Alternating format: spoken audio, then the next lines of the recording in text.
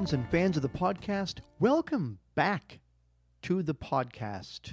It is true, I took the whole month of September and you know what? A little bit of August off. I needed a break. I needed to just step back, recalibrate what I was doing with the podcast, what the format should be, what my goals are with the podcast, and so forth. And I've decided to come back at this with a different perspective and a little bit more order, but not too much. So do not be disheartened. There will be a limit to the order of things with regard to the podcast. What do I mean by that? Well, this is how we're going to approach the podcast from this moment forward. So today is the first Friday in October. Every Friday morning at 5 o'clock Eastern Standard Time, I will release an episode that is always only going to be about music. Something music related, sticking to the roots, sticking to why this podcast was created, B sharp and C. Right? So that is what I'm going to do. The intro music will not be a decade long. It will be much shorter. The intro will be one song every time. It will be the music I used for the... there was a past episode I did about vinyl records, and I enjoyed the music that I wrote for that episode. So I'm going to use, at least for many months, until I decide to change it, but that will be the intro song that I use for the podcast. It will only be like 20 to 30 seconds long. It's a regular intro. The rest of the piece, the rest of the music will come as the episode ends. So at the conclusion of the episode, if you want to listen to the full guitar part and the trumpet part, you can. Now, why do I stress that Friday mornings are going to be like music only? Well, because, there are times when I want to release something non-music related. And when I decide to release something that is not music related, it will be released right away, not put on a queue. When I release my music podcasts, I put them in a queue. So I can record 3 in one day if I want, but then that's 3 different Fridays. All of my Friday releases will be only about music. They will be recorded, put in a queue for later release, and released one at a time on Fridays. But I hope to be inserting a lot of bonus episodes. Episodes about TV shows, movie reviews, my own personal releases, my own songs. Right now I'm working on 10 songs. So when I release songs, I hope to just right away just drop an episode and say, hey, this is my new song. Kind of like a way for me to introduce my song to the listeners. And I hope to be inserting a lot of personal stuff or a lot of, bonus episodes about movie reviews and things like that. In fact, I even thought of a couple of TV shows I would love to do a review on. Also, good news for me, anyways, I am done with social media. I've had this... I wouldn't even call it, I can't call it a love-hate relationship with social media. I'm very outgoing, and I tend to want to just say things. Things come into my mind, whether they're jokes or whatever the case may be. I tend to want to communicate and interact with people. And social media is actually not the place for someone like that. I feel as though if you want to crack jokes, if you want to say something, if you want to ask for advice, I feel like social media is actually a breeding ground for hatred, miscommunications, and just people who are actually waiting to get hurt because they want to actually reach out and say, I can't believe, no, why are you on a, and I don't think that's a good place for me. So I'm off Facebook, I'm off Instagram, done. Sick and tired of a 9-sentence post getting misunderstood.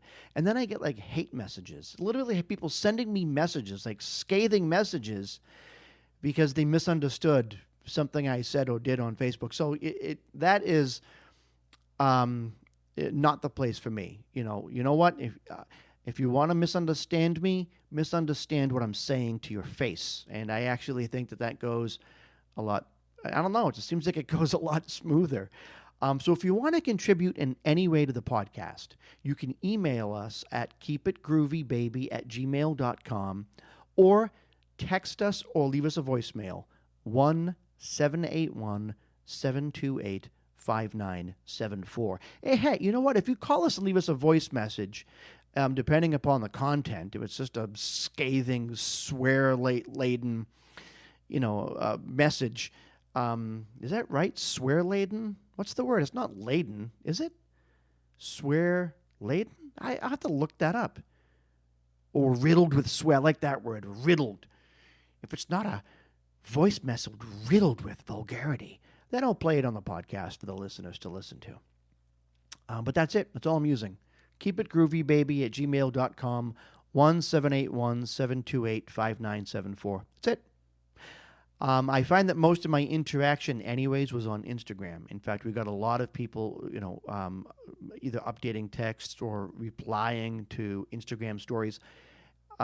Sending a text message is easier. This will probably decrease the amount of interactions that I have regarding the podcast, but I'm okay with that. Most people listen to a podcast when they're driving or just when they're washing the dishes, and I get that.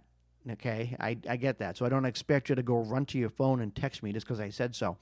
Now, what is this episode, or who is this episode about? Well, we need to be sharp and see the band Endless Forms. Yes, Tulsa's very own Justin Allen. It's interesting. On his website, it states that this album was to be a therapeutic. Let me repeat that. It's on his website. His first album is said to be a therapeutic creative outlet. Now, maybe this will make me sound stupid. I don't know, but I don't know what that means. So was this therapeutic for Justin? Or is the music made on this first album of his, is this supposed to be therapeutic for others? Or both? I actually am inclined to think that it was like a therapeutic outlet for him. He quit college, broke off an engagement, and created this music. So I'm guessing that this was therapeutic for him. But music, yes, writing music is therapeutic, but listening to music is therapeutic. So my guess is that others identified with the dreamy sounds of his music. And trust me, dreamy it is. I would immediately recommend a song. The first song I would say, and it's one of the only ones I think that Justin doesn't even sing on. It's a song. Now, as you listen to the song, keep in mind it was used for the show Elite, Season 3, Episode 5 on Netflix. What I think got this song heard and recognized by the music producer of the show was simply that it immediately starts off hitting you right in the imagination. It's the song Lungs. Lungs by Endless Forms. Go to YouTube, listen to it. It is, I believe, uploaded by a couple different places. The Endless Forms YouTube page does actually upload this, but also there is a version of it from the I'm going to say the production studio for the show, or from Netflix. But it's up there. It's got a couple 100,000 views actually. But this song hits you in the imagination. And that, my friend, is something important. When you hear a song, and as you listen to it, it takes you away and makes you to start to dream that you were in some type of adventure, or you almost begin to feel the pain that the music or the musician who wrote the music was feeling or wants you to feel. You just feel the song more. And that's good. That is what gets used in TV shows. It really is. Music that takes you away, especially when something momentous is happening in the TV show. When a song comes on, especially the song Lungs by Endless Forms, the viewer of the TV show kind of forgets for a moment that they're watching a TV show, and now they're just sucked into the moment. And it's the song That sucks you into the moment. Now, I'm not going to lie. Don't go into this band thinking that they're going to be traditional. Don't start listening and waiting for that one song that sounds mainstream, or that reminds you of the songs you hear on the radio. You're not going to get that with this band. You just aren't. They're that different. In fact, when you listen to the album Lazarus, keep in mind that when he created it, he wasn't really making this album for public consumption. He really wasn't. And this is right on his own webpage. He had some close friends he showed this project to, and they offered to assist as his backing band. But this was something that he was kind of doing for himself. Now, his webpage states something interesting with which I very much identify. It states the following. It says, amidst handling the reality of having a rotating lineup. So I'm going to guess people who can't commit, or the one person who sang backup vocals, or the one person who did guitar, or maybe played harmonica, is now not available. That's what I'm guessing. So it says, amidst handling the reality of having a rotating lineup and a crisis of artistic identity, Alan instead put the band on hiatus. So between his second and third album, he put the band on hiatus. And now I get this. I understand this very much. You're writing music, you're pouring yourself into it, and maybe a song or two kind of strikes a chord with some people. Maybe you think, as the songwriter, that a certain song is like it's gonna hit everyone in the heart. All of a sudden, you're going to turn on YouTube, you log in to your computer or whatever, and go to your YouTube page, and you're going to see that overnight your song got 100,000 views in just one night. Like, you think as an artist that can happen. And I'm not saying that he was disillusioned or that exact thing happened to him, but a crisis of artistic identity is real. And when you listen to his music, I'm going to just come right out and say it. He is a songwriter. He is an artist. And when you have a crisis of artistic identity, sometimes it comes in waves. You might think for a couple of days, or even for a fleeting moment, that you simply are just not worth anything, that your music is just simply not as good as you think it is, or that you're kidding yourself, or that you're not really, this isn't real. This isn't the path for you. Or, I feel that I have something. I feel that I can do this, but is this genre that I'm playing, is this path that I'm taking the right path? So there's a whole lot, just in those two words, artistic identity, there's a whole lot in there. And I understand going through that, especially not having people backing you up. I'm not saying his friends didn't back him up. I'm not saying that. But if you ever watched the movie, what was the name of the movie? The Wonders? Right? It's the band. Tom Hanks is in it. It's got a bunch of young actors. Oh my God, I think Steven Zahn is in it too. It's about a band that comes out with a one-hit wonder. Right? What's the name of the movie? I forget, but I forget the name of the movie. But in that band, like, one guy was like, I think the bass player was like, I'm going into the armed forces, and then someone else was like, I'm getting married, and then someone. So when that happens, that type of stuff can actually tear a band apart. And trust me, it does. It did to the Beatles, for crying out loud. John was like, I'm going to stay with my wife. We're just going to lay in bed forever and never go anywhere. And it tore apart the Beatles. And the other Beatles members will say it, that the band was torn apart because John decided that he wanted to go his own way, and he was such an integral part of the band. Now, just in his own right, as an artist and a musician and a songwriter and a producer, so having kind of like a rotating lineup isn't going to be as damaging for him, but I still get the disheartening that comes with thinking that you're going to have a certain person to contribute, and then they're not going to be able to contribute, or you have to wait so a song is on hold. But a song that you really want to release, or that you really want to finish, all of it, it's all real, all of it. That aspect of it is actually not even the artistic part of it. It's more of the administrative part of music, but it's real and it has an effect. But during this hiatus, he kept busy with other things. He wrote a novel about art. He kept up very much with physical fitness. I find it funny, though, that when he came back to music, he came back with an album that he was very excited about, More Than Candy. And I love that he came back to music. In fact, that's that in and of itself is what I find interesting. That he took this hiatus. He wrote a book. He was running marathons. He came back to music.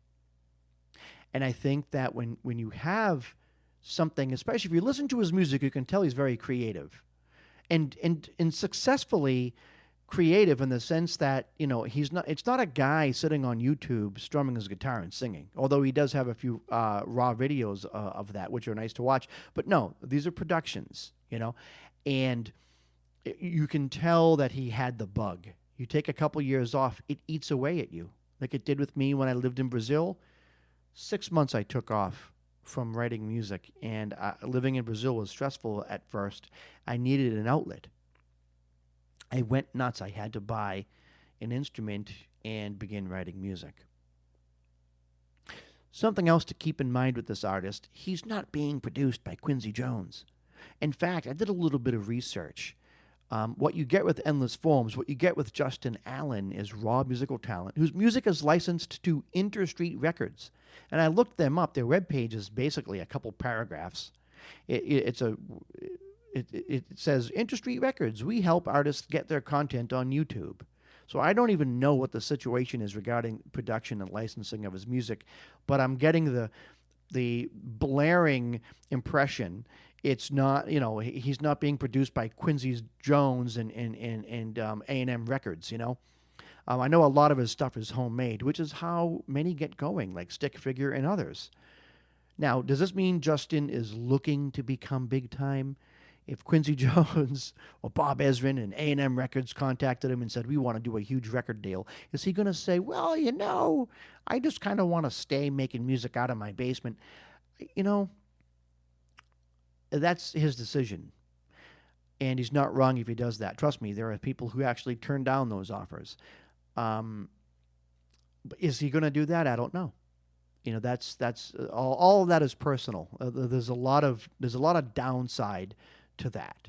There's upside, high upside, but there's also pretty low downsides to that as well. Losing, the rights of your own music and having, and not being able to write as much because of all of commitments and having to promote your album and all this stuff. So, there's ups and downs to just about any decision we make in life. And I don't need to tell you, the audience, that. I think that's something that everyone knows. But now, what does Justin sing about? One thing is blaringly obvious. He's not shallow. He sings of pain, loss, personal struggle, but all of this being told in a poetic, almost biblical manner. In fact, if you're a Bible reader, you will hear many references to this book as he sings about sweating blood, as he sings about Lazarus. He sings about 2,000 years since the resurrection. He talks about prophets and things like that. So it's very deep lyrics, and there's a lot in the lyrics. And if that's something you like, then you're going to like this. His songs are also very dreamy. Let me emphasize that again. Dreamy. Like almost every instrument. I need to say, because sometimes I say to people, the music is dreamy. And then I play a song and they say, oh my God, Adi, this music sounds very different. And I'm like, well, when I said dreamy, I didn't mean it in a figurative sense. Usually when I say something like when I'm describing a song, I tend to actually be pretty, I guess the word is exact. Like when I say that this guy's music is dreamy, I'm talking about the way he actually records his instruments, his vocals, everything. It's dreamy. Every instrument has a pretty high degree of reverb or delay on it. I think 100% of the songs, whether he or someone else is singing, has a very high amount of reverb on the vocal track. Reverb, echo. But why do I say this? Well, because it fits the genre. This dreamy, psychedelic form of folk music, I if it didn't have this reverb, if it didn't have that sound, if it didn't have some songs have like a long introduction and there's like a build up and the percussion has effects on it and things are being panned, you hear one thing in the left ear and one thing in the right ear. That is kind of what classifies a song as falling into the psychedelic range. It's not just psychedelic because someone's up there singing that the song is psychedelic. You're playing your acoustic guitar with no echo at all, singing with no effects on the voice. How are you psychedelic if you're doing that? So that's kind of, if I had to choose a genre, I would say psychedelic folk. I don't know. Folk music isn't as bad as, some people hear the word folk music and they think, oh my God, I can't listen to this. There are so many subgenres to folk, it's not even funny. Bob Dylan was considered folk. Folk music is really, is not as corny as people think. Now, another thing I noticed about his songs, I don't think he uses auto-tune or even pitch correct. Now, I'm not saying his singing is bad, but I can actually hear in his studio projects or the songs that he has released, just like I have in my songs, although I believe he does it better than I do because I really don't consider myself a vocalist, but he might start off a phrase a little bit flat, but then quickly kind of rights the ship and gets that note and tune. It's kind of like if you listen to Revolution or Stick Figure live, you'll hear that organic aspect of the music as it's coming out, and it really stands out. And this is nice. It is. I was watching this Revolution concert where I don't even remember the lead singer's name, but he was, he does the stabbing on the guitar as he sings, coming in at 2 and 4, and he's singing, and he completely, right in the middle of the song, the rest of the band went one way, he went the other way. He played the completely incorrect chord, fixed it real fast because he noticed what he was doing. But then the line that he was singing, he started that phrase out of tune because he went somewhere else. And he fixed everything. And it was very, very, very noticeable. But it lasted probably not even 1 full second. Now, I like seeing that. I just do. I like seeing that. This perfection that we have on YouTube now by the guitubists who record their guitar solo 74 times, and then you only hear or see the one that is the most perfect, that's not realistic. And I think that creates in people's minds some type of expectation. And I actually believe that that's one of the reasons why music is becoming farther and farther away, or further and further away from people's hearts. Because when you stop and think about when music was magical, when was music bigger than life? The days before auto-tune. When music was something that people just immediately identified with. Musicians would just, oh, I know Satchmo, and wow, listen to, whatever band, the Mamas and the Papas, or listen to Simon and Garfunkel, and wow, Pat Benatar. And when music was magical, Michael Jackson, when music had that larger-than-life feel, that larger-than-life effect to it, that was all the days before auto-tune, all the days before absolutely everything had to be completely perfect. Now music is a perfect package of bits and bytes, completely devoid of any real feeling, and at times even devoid of talent. And I feel like when you listen to Endless Forms, you're hearing raw talent, and you're hearing before the filter of, I want to say, but before the filter of the big tech, but before the filter of the big music industry goes into it, this is a guy who's pouring his heart out, and he does a great job at it. So this is what I suggest with the band Endless Forms. Listen first to the song Lungs by Endless Forms. Then go right to his YouTube channel and peruse around to see what you think. I think not only can Justin's sound be classified as very unique, but I also see him continuing to improve and to perfect his craft. I honestly think there may even be a future album of his that is just going to break right into the airwaves. Now, I don't know like any secrets, like he's working on anything. It's just that I can almost hear if he continues to write music and continues to just kind of go against the grain, this upstream, swimming that he's doing. If he continues to do this, I honestly believe that he's going to have some type, if he wants this, I believe he's going to have some type of real strong breakthrough album at some point in the future. And many artists do that. They have 3, 4, 5 albums, and then all of a sudden, bam, an album comes out, and it's like, whoa, who is this guy? Who are these people? And I believe Justin Allen, Endless Forms, I like it. I like what he's doing, and I think that there's a market for it. Even though I get the impression he's not thirsting for people to just drop it at his feet and worship him as some type of musical genius. But I really do. I really can picture something big coming from one of his future albums if he continues to release music. Anyways, that is it. That is all for this episode of B Sharp and C. Email us at keepitgroovybaby@gmail.com. Call us or text us at 1-781-728-5974. And also, if you want to listen to any of my own material, you can visit my website, artieastermusic.com. It's that simple, baby. Thanks again for listening. Until next time, this is your host, Artie Aster, saying, keep it groovy, baby.